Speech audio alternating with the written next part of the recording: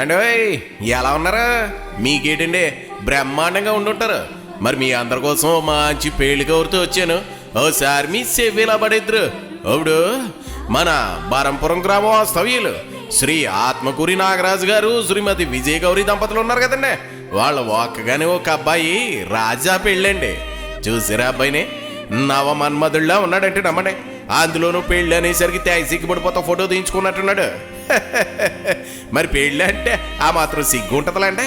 ఇక మాటలో పడిపోయి అమ్మాయి ఎవరో చెప్పలేదు కదా. మన బరంపురం గ్రామ వాస్తవ్యులు శ్రీ కొత్త వెంకటరమణ గారు శ్రీమతి కృష్ణవేణి దంపతులు ఉన్నారు కదండి. వాళ్ళ మూడో అమ్మాయి పద్మతో పెళ్ళండి. అమ్మాయిని చూడండి కొందనపు బొమ్మలా ఉంటుందంటే నమ్మండి. అందులోనూ అమ్మాయిని చూడగానే మన తెలుగింటి సాంప్రదాయం కొట్టొచ్చినట్లు కనపడుతుందంటే నమ్మండి. మరి పెంపకం అలాంటిది. మరి చూసిరా జంటను చూడాలి కానీ శీలక గోరింకల్లా ఉన్నారంటే నమ్మండి.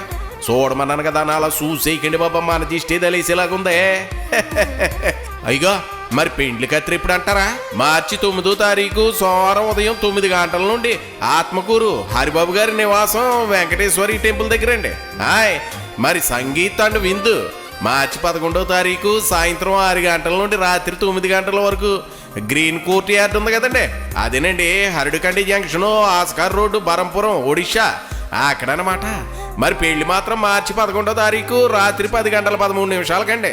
మరి పెళ్లి ఎక్కడంటారా? గ్రీన్ కోర్ట్ యార్డ్ ఉంది కదండి, హరిడుకండి జంక్షన్, ఆస్కార్ రోడ్డు, బరంపురం, ఒడిషా అక్కడనమాట. మరి రిసెప్షన్ విందు ఏమో మార్చి 11వ తారీఖు రాత్రి 7 గంటల నుండి కళ్యాణ వేదిక దగ్గరేనండి.